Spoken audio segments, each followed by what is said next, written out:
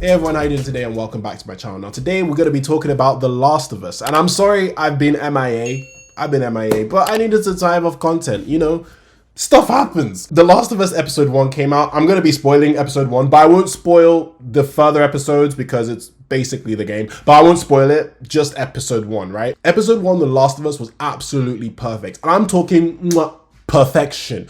It really couldn't have gotten any better, and I can't believe that a video game adaptation is this good. I mean, yeah, we've got stuff like Arcane and Cyberpunk, but those are completely different stories to their actual source material. This Last of Us series, right, is literally a one-for-one retelling of the game. But with Last of Us, Craig Mazin, who is the creator, and also Neil Drukmann, who created the game. He's also the creator of the show. But Craig Mazin understood the assignment, and it makes sense because this guy said, I am a huge fan of The Last of Us, and I want to give it like great treatment. And you can tell that his love and care of The Last of Us and of the world is showing in this show, especially with this episode. The way this is directed, it really feels like you're picking up the controller and playing a lot of this. I won't even lie. And even the changes that they had towards this episode was really well done. So the episode starts with this explanation of fungal infections and how that could happen in our real world, and hearing that was hella scary because the way they explained it, it really does sound like a fungal infection that infects human minds could actually happen in real life. I mean, global warming, anybody? If the world gets hot, maybe these fungal infections could happen.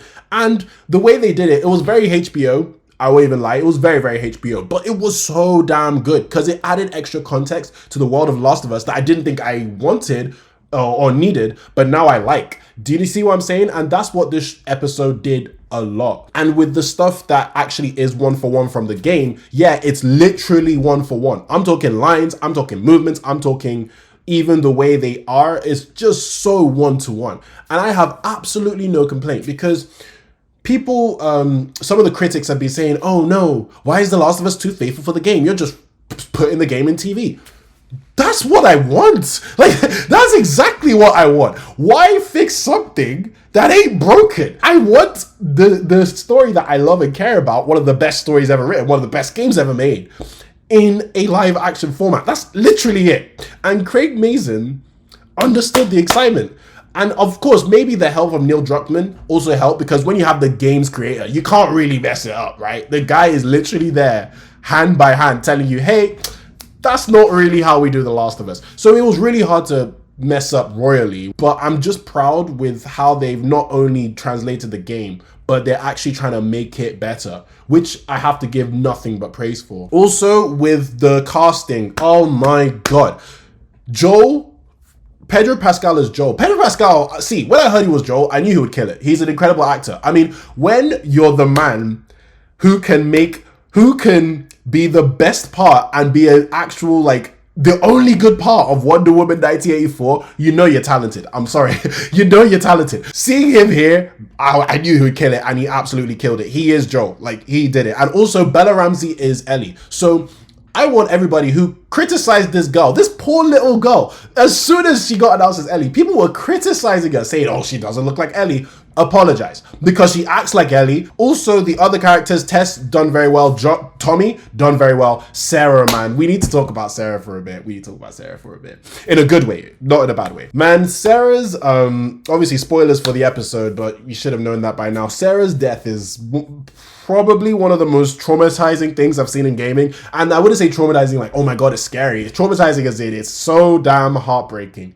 And Nico Parker, who played Sarah in the live action, fantastic job, by the way. She did a fantastic job. I also love the fact that we got a full-blown outbreak day. In the game, it's more of an outbreak night than an outbreak day. But here we saw through the eyes of Sarah, which kind of is like the game, because the game you play as Sarah for the first bit, but you saw through the eyes of Sarah of the whole outbreak day. And I loved the context and the additions that they added to that, especially to her character, especially when she got her watch. Because I'm not even gonna lie, when they showed her give the watch to Joel that she fixed, I'm not gonna lie, I have had questions. How the hell does this girl know how does this 12-year-old go and get this watch fixed? I've always asked that, but they showed that in the show, and this is what I mean. added context. On top of that, seeing her die in 4K, it was so heartbreaking, because not only is it one of the saddest things ever, you now made her black. So great. But in all seriousness, right?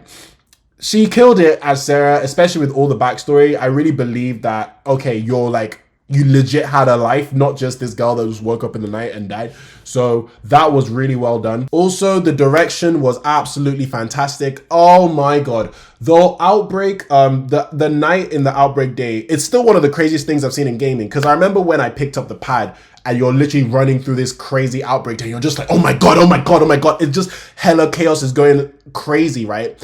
I love the fact that the TV show did that. But then also on top of that, they literally used shots from the game, which was mad. Like, some of them were 2 1-for-1. No, not 2 1-for-1 in a bad way. 2 1-for-1 as in, damn, you guys had time and effort to do this. When I saw the lamppost with the signs, I was just like, this is legit. And the farm burning, and it was crazy. Granted, the difference is they didn't get hit by a car, they got hit by a train or the debris of a plane. But still, the love and care in this show is absolutely incredible. I forgot to mention, the actress who played Marlene, also Marlene in the game, she's killing it as well. But the love and care of this show is impressing me so much. And for the future adaptations of video games, please, please, please, use the Last of Us TV show as your reference point. Exactly the way that Sony PlayStation Studios games pretty much use The Last of Us Part 1, the game, as a reference point to pretty much everything they ever make. No offense, Sony. I mean, I like it. No offense, but a lot of them do have Last of Us DNA. Please, for any Sony adaptation, even gaming adaptation in period, do that. Just do that. I'm looking at you, Netflix Horizon and Amazon God of War.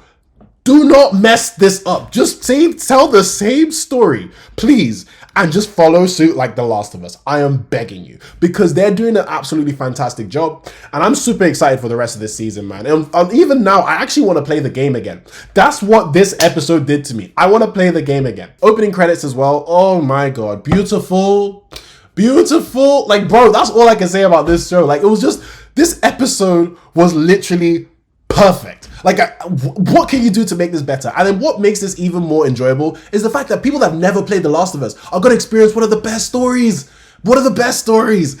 And it's going to be in nice, beautiful live action with love and care. And I hope, right, that with this Last of Us adaptation, we can now see proper respect for the video game industry. Because in my opinion, right, I'm going to be real, I still think video games are like the best art form right now. I mean, movies are going down the drain right now. There are too many trash movies out.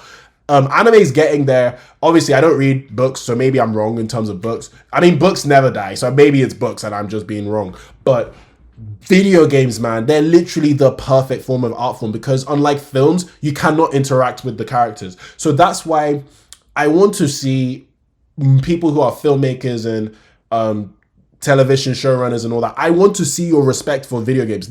We're in an age now where you cannot be saying video games are for kids or video games, all that. No, it's an art form now. And this show is proving it, because it's literally 90% a bar for bar story that is literally told in a game that you can pick up today. So I'm super excited for the future of gaming industry, and especially Sony. Like, this is going to do some crazy things for SIE. Like, I think that their adaptions now, like, they're gonna full steam on adaptions, man. Like, they already are. I mean, they got Uncharted out, Last of Us is coming, Twisted Metal, God of War, Horizon, Ghost of Tsushima. They got everything, right? But I feel like now, like, when they make games now, they're gonna put even more of that oomph. Even though they're already doing masterpiece level games, but I feel like they're gonna put a little bit more oomph, knowing that, hey, if we kill this, we could get this on the TV screen. Oh, I even forgot about Death Stranding. That's another one. But yeah, if we kill this could be on TV. This could be in the movie theater. So this is just a win for gamers, man. This is a real big win, and we gotta celebrate this. So those are my thoughts on Last of Us Episode 1, and I guess a run about gaming. But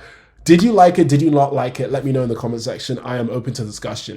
Thank you very much for watching again. Please like this video, subscribe to my channel for more on pop culture and entertainment. I hope you have a great day. I hope you stay safe, and I'll see you soon. All right.